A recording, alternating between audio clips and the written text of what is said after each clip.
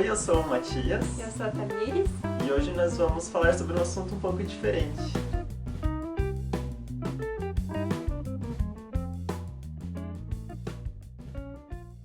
Depois de muitas semanas sem vídeos, nós vamos falar sobre o IELTS, que é o motivo pelo qual nós ficamos sem vídeos no canal. O IELTS, para quem não sabe, é uma prova de inglês, é uma prova similar ao TOEFL. Dependendo do que você pretende, para que você precisa desse exame, você vai escolher entre as duas provas. Alguns lugares pedem o TOEFL, outros lugares pedem o IELTS. No nosso caso, a gente precisava fazer o IELTS, então foi por isso que nós escolhemos. Não foi uma escolha difícil. Não. Bom, acho legal primeiro a gente começar falando sobre o nosso background de inglês. Eu só tenho inglês praticamente escolar, né? Eu estudei em colégio particular, mas o inglês dele não era assim um nível tão exemplar assim. Eu fiz um ano de curso de inglês intermediário, mas também não era um curso de inglês muito bom. Você costuma ver bastante vídeo no YouTube em inglês e costuma ler livros em inglês também sem problemas. Sem problemas. Mas, né, não fala nem escreve. Não, aliás, costumava. Eu tenho ainda, posso dizer, uma certa dificuldade na escrita por realmente falta de prática. Eu, antes de ter que fazer o IELTS, eu nunca tinha feito uma redação em inglês, porque no colégio sempre foi múltipla escolha, né? Então é sempre muito mais fácil. Mas por ler e ver vídeos, o teu vocabulário era bem bom. Sim, o meu vocabulário era bom, tinha um listening relativamente bom, e o reading também eu sempre nunca tive problema realmente em leitura assim, ordinária, assim, do dia a dia, ou de um livro até um livro relativamente mais difícil, mas nunca li nada científico em inglês, então daí eu não sei dizer nesse caso como seria. Bom, eu tive inglês do colégio também, mas era um inglês relativamente bom até, eu acho, pelo menos. Daí eu fiz mais 1 ano e meio numa escola particular, mas faz muito tempo, faz o quê? Faz tipo 10 anos, assim. O teu também, né? Deve fazer tipo isso. Então, assim, tava bem enferrujado. Na época que eu fazia, eu gostava muito de fazer, então eu me dedicava bastante. Eu acho que por isso eu consegui absorver um pouco mais. E eu gosto de gramática, por mais estranho que isso possa parecer. É inteligente. Então, acho que complementava um pouco, assim, porque a Tamires tinha bastante vocabulário, eu sabia mais de gramática, porque eu gosto. Dito isso, quando a gente resolveu fazer a prova, a gente marcou a prova para dali, assim, 1 mês e meio. Então a gente teve 1 mês e meio para se preparar. Sim. A gente optou por não fazer aulas particulares em curso, porque pelo custo elevado a gente achou que valia a pena arriscar, fazer a prova e, caso a gente fosse mal, fazer de novo. Porque as aulas são mais caras que a prova. Né? Sim, os cursos preparatórios são bem caros, na minha opinião. A gente chegou a cogitar contratar professor particular para corrigir principalmente o writing e speaking, né? Mas acabamos desistindo da ideia, até porque o tempo era curto, a gente resolveu se preparar sozinho e arriscar. Então, como a gente se preparou? Basicamente, a gente estudava todo dia. A gente, pelo menos 1 hora por dia, a gente estudava. Até mais. Inclusive, sábado e domingo.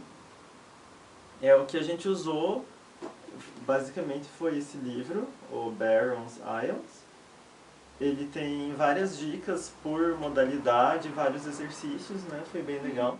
Mas ele tem pontos positivos e negativos, assim, não é um livro perfeito.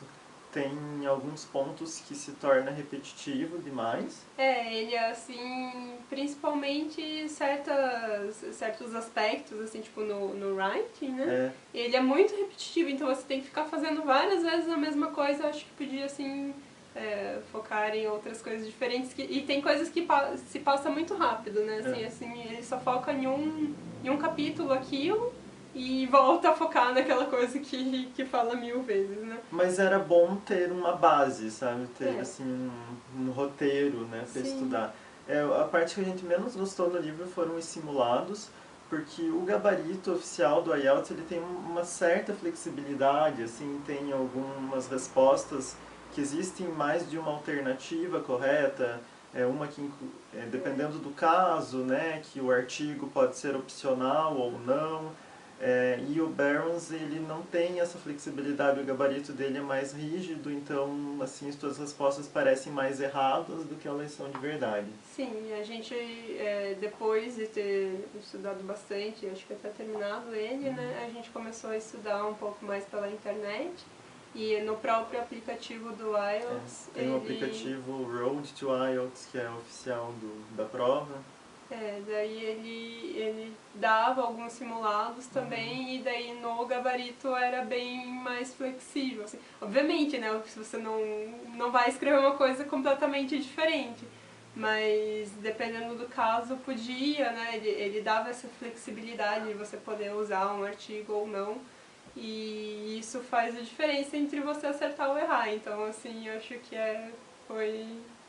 foi um ponto negativo para o livro. Até porque o gabarito do IELTS já é extremamente rígido, né? Então, se você faz um erro de spelling, tua resposta já está errada. Se precisa de uma letra maiúscula e você não põe, tua resposta também está errada.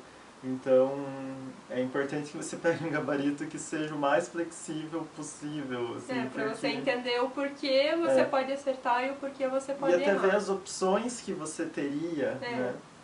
Aliás, é muito importante você fazer muitos simulados, porque é muito fácil você perder ponto, não porque você não sabe a resposta, mas porque você não escreveu ela do jeito que deveria.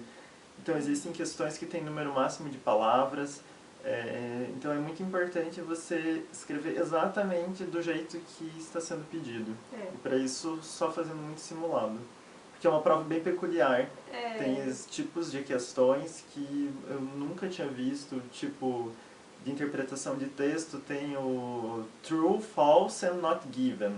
E esse not given é um pouco complicado, porque é uma informação que não foi dada no texto.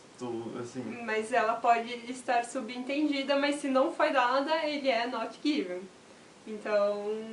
Até tem professores que fazem o IELTS que eles mesmos dizem que acham esse tipo de questão mais difícil. Né? Então os simulados a gente gostou de fazer pelo aplicativo.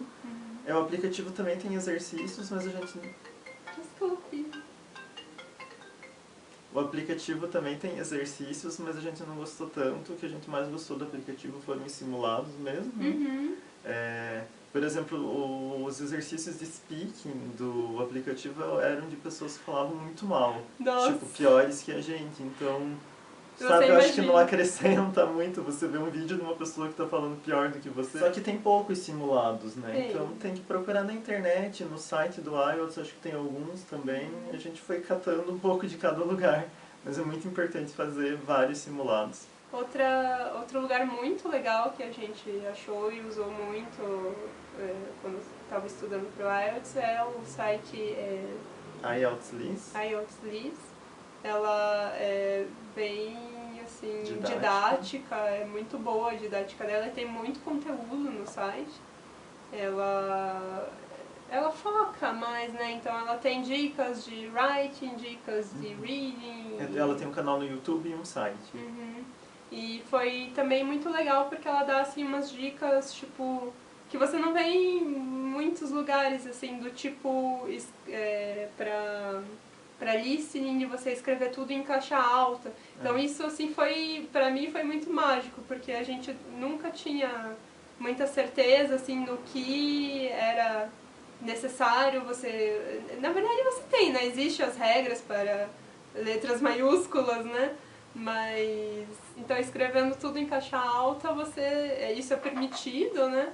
E você não tem esse risco, né? Então, uma opção a menos de erro. Né? É. Mas é importante você verificar, né, se quando você for fazer a prova, isso ainda vai estar válido, né, que pode Sim. mudar. E ela tem exercícios também no site dela?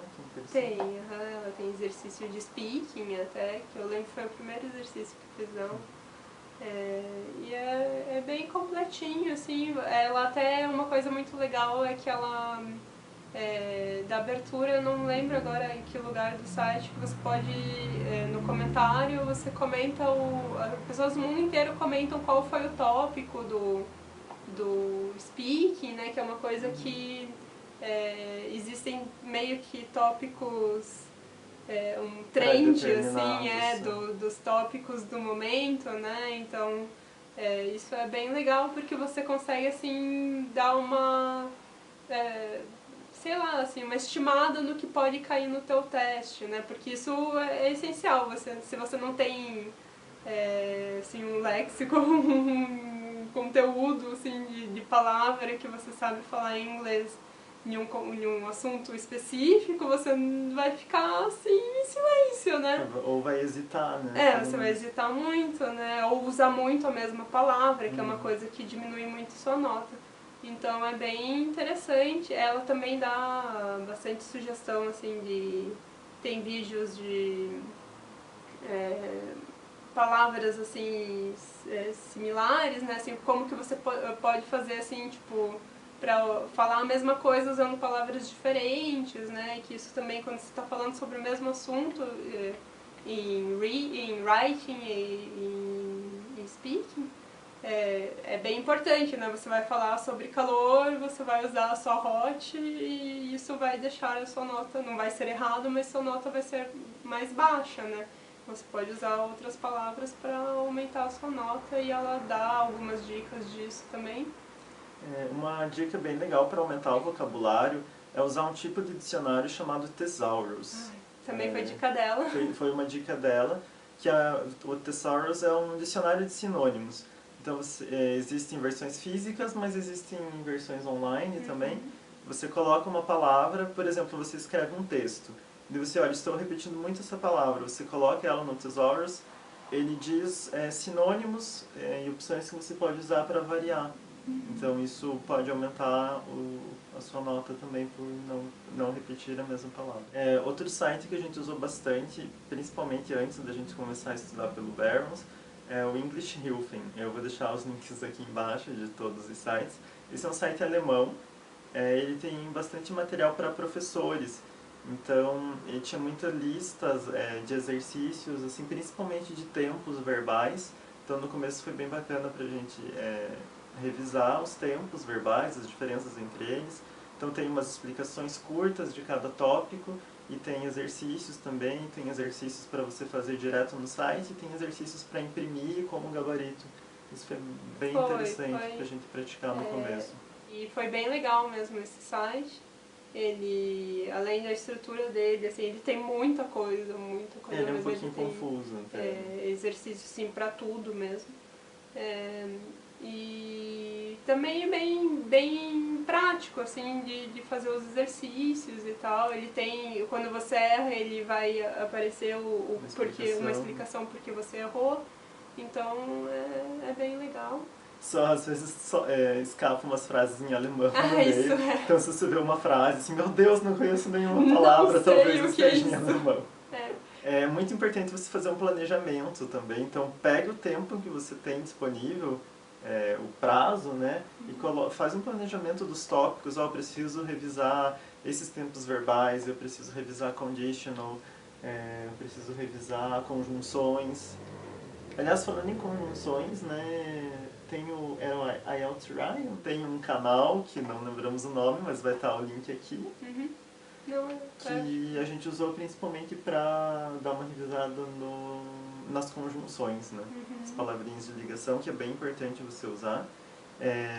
No writing, eles avaliam bastante se você usa, por exemplo, comparativo, voz passiva, tem coisas que fazem conditional, isso aumenta um pouco a tua nota. Claro que não pode ser uma coisa forçada, né? Mas é interessante que você consiga usar isso dentro do contexto. Era bem interessante. Na verdade, a prova em si do IELTS, ele tem muita peculiaridade. Eu acredito, assim, que se uma pessoa, assim, uma pessoa que, sei lá, um americano fosse fazer uma prova de IELTS sem ter visto nada, Sim, ele não ia tirar uma nota boa. Mas porque... isso é um fato que as pessoas que têm uma língua inglesa nativa, elas tiram notas inferiores às pessoas que têm inglês como segunda língua, porque se você está estudando para a prova, você se prepara mais pro tipo da prova, a estrutura né? da prova, e uma pessoa que aprendeu inglês como uma língua nativa pensa, eu já sei fazer isso, já sei falar inglês, por que eu vou estudar, né? E acaba perdendo pontos por esse tipo de besteira.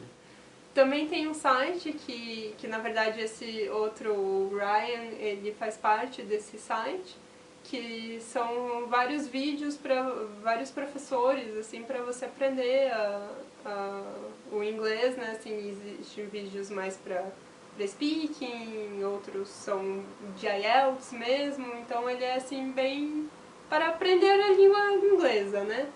E eu achei muito bom porque ele tem assim, muito conteúdo e muitos tópicos. Então, assim, principalmente mais pro final, assim, você tem mais uma noção, assim, do que você não tá bem, né? Então, assim, por exemplo, quando a gente tava no finalmente, assim, a gente quis pegar mais pesado no speaking, né? Eu acho que foi o que a gente pegou mais pesado. Então, e tinha muita coisa, assim... de conjunção, né, mesmo assim, então você pega assim aquilo que te faz mais falta, assim, que você não sabe, e você dá lá um search no site e ele vai te mostrar lá 1000 vídeos que tem sobre esse assunto e acho que ajuda também bastante. Bom, então foram mais ou menos esses os recursos que a gente usou. Acho que até eu vou dividir o vídeo em 2 partes. Acho que é uma boa. Bom, na verdade a gente se empolgou um pouquinho na conversa e eu acabei dividindo em 6 vídeos em vez de 2. Então, os próximos vídeos vão ser um para cada parte do IELTS, um para o writing, um para o reading, um para o listening, um para o speaking, e um último com dicas gerais, e a gente vai soltando eles aos poucos. Espero que seja útil para alguém. E até a próxima. Tchau! Tchau!